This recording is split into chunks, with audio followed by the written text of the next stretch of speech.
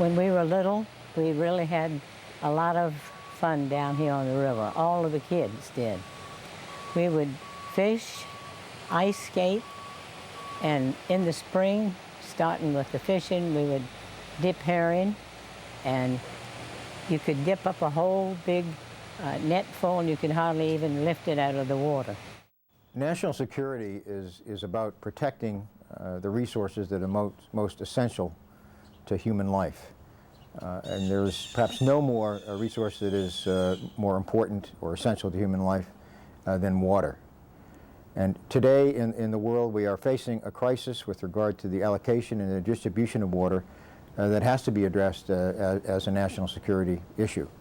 The metropolitan Washington area depends upon a secure, clean water supply, and the Occoquan Reservoir in Northern Virginia is the most dependable water source in the region. But the Occoquan is also the most urbanized drinking water supply watershed in the United States, and the only major U.S. drinking supply that depends on the release of treated wastewater into the reservoir. This unique system resulted from unprecedented changes in Northern Virginia. In the 1960s, less than 2 million gallons per day of ineffectively treated wastewater led to undrinkable reservoir water.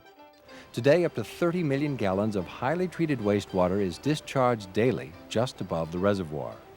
This discharge is critical to maintain a clean, plentiful water supply. The largest reservoir is named Occoquan. 2 dams contain 8.5 billion gallons of water.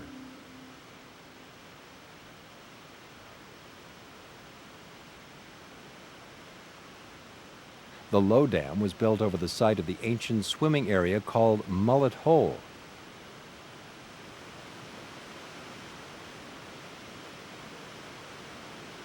The high dam was built in the 1950s. By the 1980s, the high dam had to be raised another 2 feet to contain more water for the growing population. The reservoir receives its surface water from 4 sources. Spring-fed water flowing into 400 tributary streams is generally clean if located in undisturbed, undeveloped forests or wetlands. In 1989, 60% of Occoquan streams were in rural settings, supporting a high diversity of aquatic stream life. By the year 2020, only 20% of the streams are predicted to support this high diversity of life.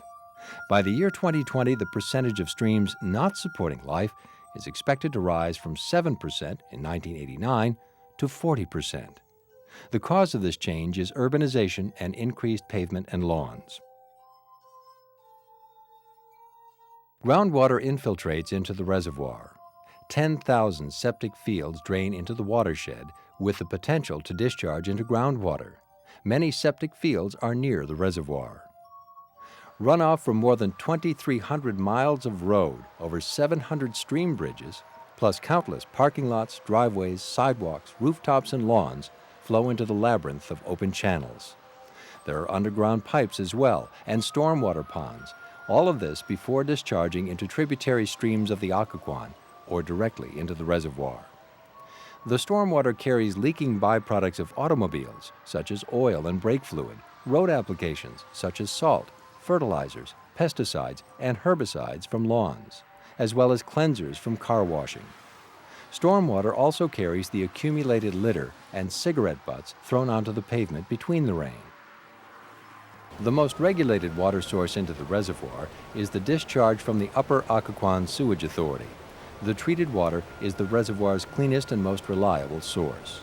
It may be the most analyzed water in the world by the Sewage Authority, by the Fairfax County Water Authority, the Occoquan Water Monitoring Laboratory, state scientists, and by numerous universities performing independent research on this unique reservoir.